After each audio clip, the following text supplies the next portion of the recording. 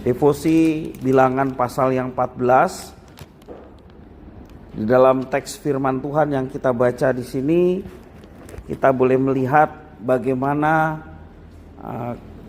kesaksian ataupun pengaruh yang buruk bisa mempengaruhi orang lain juga menjadi buruk, gitu ya. Ya, kita belajar di pasal sebelumnya ada pengintai-pengintai yang diminta untuk bisa mengintai negeri itu.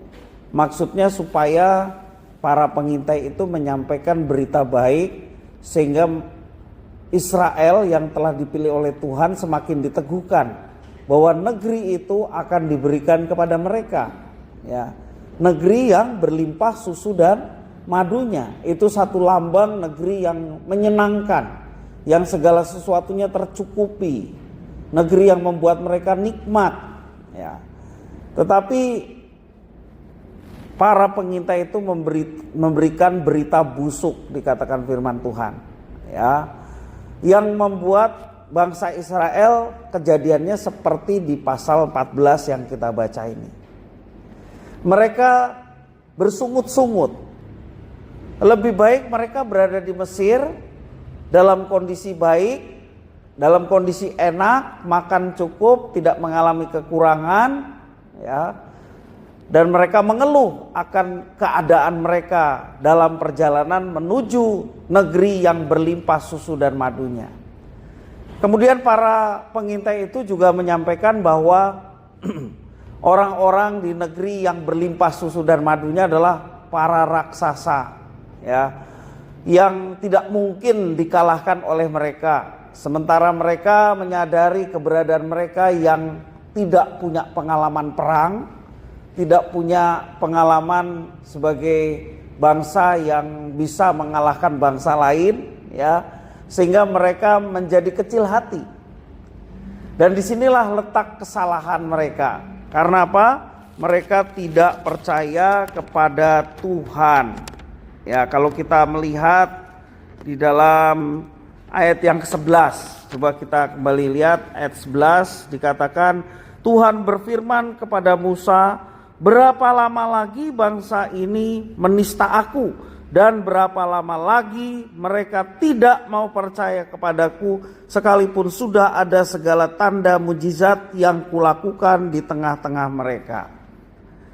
Ya, menista, tidak percaya Tuhan, tidak percaya janji Tuhan, sama juga menempatkan Tuhan sebagai pendusta, dan itu mendatangkan murka Tuhan. Mereka sudah dipilih, mereka sudah mendapatkan mujizat, mereka sudah diberi tanda macam-macam bahwa Tuhan itu ada menyertai mereka, tetapi mereka tidak mau percaya. Ya. Kalau bangsa Mesir yang kuat saja sudah dikalahkan, dalam arti tidak bisa berkutik ketika mereka, khususnya tulah terakhir ya, anak-anak sulung mati, dan Israel bisa nyebrang Laut Teberau dengan luar biasa. Kalau kita memperhatikan hal itu, seharusnya mereka sadar bahwa Tuhan itu berkuasa sampai mereka bisa selamat nyebrang Laut Teberau tanpa kekurangan apapun. Bahkan dalam perjalanan mereka tidak menanam, mereka tidak berladang, tapi Tuhan memelihara. Kalau siang ada apa? Tiang awan, malam ada tiang api. Bagaimana mereka harus berhenti, bagaimana mereka harus berangkat, ya. Ada kemuliaan Tuhan turun di tengah tabernakel yang menunjukkan kemuliaan Tuhan di tengah-tengah mereka. Tapi mereka tidak juga percaya. Itulah yang disebut tegar tengkuk. Maka murka Tuhan luar biasa atas mereka. Sudah dipilih, sudah diberi tanda-tanda, masih juga tidak percaya. Itu sama dengan menista. Jadi Bapak Ibu Saudara-saudara, pembelajaran bagi kita, kalau kita yakin bahwa Tuhan sudah memilih kita dan Tuhan itu ada, mari kita percaya sepenuhnya dalam menjalani kehidupan ini dengan bersandar dan bergantung kepada Dia. Bersandar kepada diri sendiri, kata firman Tuhan, menjadi orang yang terkutuk. Terkutuklah orang yang mengandalkan manusia, sebaliknya diberkatilah orang yang mengandalkan Tuhan dan menaruh harapannya pada Tuhan. Nah, Israel menista Tuhan. Karena apa? Karena tidak percaya. Ya, ini esensinya sama dengan kita, umat Allah yang baru ya. Kalau kita tidak percaya Tuhan, berjalan semau kita sendiri, sama saja kita menista Tuhan. Misalnya, ya kita kalau nggak bisnis di hari Minggu, ya kita susah. Justru hari Minggu itu rame gitu ya. Dan kita harus bekerja. Dia lupa bahwa Tuhan berkuasa memberkati umatnya. Bahkan sesuatu yang tidak dipikirkan secara supranatural itu Tuhan memberkati. Dia berjalan menurut ide dan kemauannya sendiri. Padahal sangat jelas perintahnya, jangan kita menjauhkan diri dari pertemuan ibadah. Apalagi tegas di hari Sabat, jangan kamu melupakan tetapi menguduskan satu hari untuk Tuhan. Ini tegas dalam firman Tuhan. Jadi Bapak Ibu Saudara-saudara, prinsipnya adalah kita mau percaya kepada Tuhan dan terus belajar mentaati apa yang diperintahkan Tuhan. Tuhan itu melihat. Tuhan itu melihat, Tuhan itu tahu apa yang kita kerjakan, dan segala sesuatu yang kita kerjakan untuk Tuhan, apabila Dia senang, Dia yang berkuasa itu siap memberkati kita. Maka janganlah kita bersandar menurut pengertian kita sendiri. Sebab bersandar menurut pengertian kita sendiri artinya kita tidak percaya kalau Tuhan itu memberkati kita. Dan kalau kita tidak percaya Tuhan memberkati kita, sama juga kita, sama seperti Israel ini menista Tuhan. Tidak percaya Tuhan sama dengan menista. Kenapa disebut menista? Karena kita sudah masuk dalam kumpulan orang percaya. Mari kita percaya dengan sungguh-sungguh kepada Tuhan, maka Tuhan yang pasti akan memberkati kita. Akibatnya apa? Mereka yang tidak percaya, jangankan mereka akan melihat janji yang digenapi. Kalau Israel akhirnya mati di tengah jalan. Sungguh menyedihkan. Menista Tuhan, tidak mempercayai akan janji Tuhan, membuat Tuhan, menempatkan Tuhan sebagai pendusta, pada akhirnya mati di tengah jalan dan tidak melihat penggenapan janji itu. Ya, mungkin pada saat kita menjalani kehidupan begitu banyak tantangan, persoalan seperti Israel di padang gurun. Jangan mengeluh, jangan bersungut-sungut.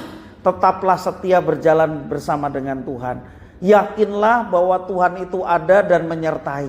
Walaupun pada saat kita mau meyakini itu, tantangan, rintangan, masalah itu belum terselesaikan. Tetapi percayalah, kalau kita terus berjalan bersama dengan Tuhan, kita akan menyaksikan bahwa janji Tuhan kepada umatnya itu akan digenapi tepat pada waktunya. Ya, bahwa Tuhan menyertai dan akan memberkati, itu mesti kita yakini. Mungkin saat ini kita belum melihat itu, tapi tetaplah setia, tetaplah rajin beribadah, tetaplah rajin melayani. Tetaplah menyenangkan hati Tuhan sampai saatnya nanti kita akan melihat bahwa janji Tuhan itu akan digenapi. Dan ketika kita melihat itu, kita boleh berkata, puji Tuhan, terima kasih Tuhan, Engkau telah menyertai dan memberkati, sehingga semuanya boleh tergenapi karena Tuhan. Jangan menyimpang ke kanan ke kiri, mari kita tetapkan hati untuk tetap percaya. Ingat bahwa kita ini umat Tuhan.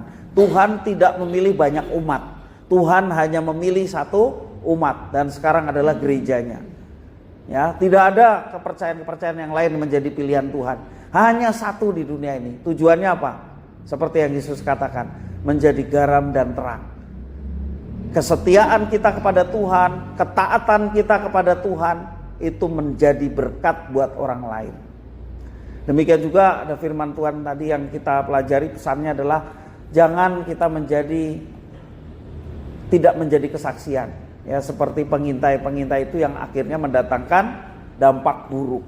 Tapi jadilah seperti Yosua dan Kaleb yang meyakini bahwa Tuhan yang betul-betul mereka alami kasih setianya Tuhan juga yang akan menuntun, mengalahkan bangsa-bangsa yang dibilang kuat itu, oleh karena Tuhan yang menyertai. Dan betul, Yosua, Kaleb termasuk golongan senior, mereka lah yang bisa masuk ke tanah perjanjian. Musa juga enggak ya. Yosua dan Kaleb yang bisa masuk. Kita melihat bahwa yang pertama mereka kalahkan apa? Yeriko ya. Yeriko dipimpin oleh Yosua, hanya diputar-putar gitu ya, sampai tembok Yeriko roboh dan penduduk kota Yeriko itu dikalahkan. Semua karena Tuhan. Selagi kita percaya dengan sungguh-sungguh dan mengimani bahwa kita ini adalah spesial umat pilihan Tuhan, dan kita bersandar sepenuhnya pada Tuhan, maka kita akan mengalami mukjizat dan penyertaan Tuhan yang luar biasa. Selain itu, ya kita tahu sendiri dalam Alkitab, justru malah kesengsaraan, ketidaknyamanan itu yang akan diterima bagi setiap mereka yang menempatkan Tuhan sebagai pendusta, yang menista Tuhan karena ketidakpercayaannya. Percayalah dengan sungguh-sungguh, maka kita akan mengalami penyertaan Tuhan. Tuhan Yesus memberkati.